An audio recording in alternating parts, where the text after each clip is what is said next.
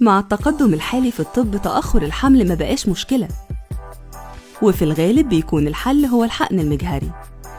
الحقن المجهري هو عملية بيتم فيها تجميع البويضات من الزوجة والحيوانات المنوية من الزوج، وبعدها بيتم حقن حيوان منوي واحد في كل بويضة. بيفضل تجهيز الزوجين قبل الحقن بشهر لإكمال التحاليل والإشعاعات ومراجعة نسب النجاح وتحديد بروتوكول العلاج، وممكن نعمل منظار رحمي للإطمئنان على حالة الرحم. بعد التحضير بنبدأ بمراجعة الدكتور تاني يوم من أيام الدورة الشهرية لعمل سونار مهبلي وتقييم حالة المبيضين. قبل ميعاد الدورة بأسبوع أو تاني يوم نزول الدورة هيوقف الدكتور عمل الغدة النخامية. الخطوة الرابعة بيحصل فيها تنشيط للمبيض عن طريق الأدوية لمدة تختلف حسب استجابة المبيض من ثالث يوم الدورة.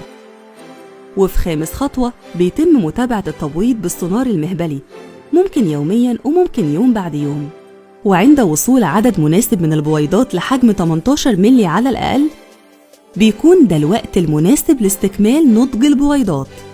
بعد كده بيتم سحب البويضات بعد 34 ل 36 ساعة تقريباً، وبناخد عينة من السائل المنوي للزوج يوم العملية، وممكن نلجأ لإجراء جراحي لاستخراج الحيوانات المنوية من الخصية مباشرة.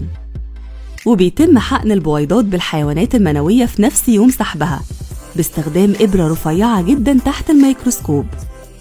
وبعد كده بتيجي خطوة نقل الأجنة، ودي بتكون ثالث أو رابع أو خامس يوم بعد السحب.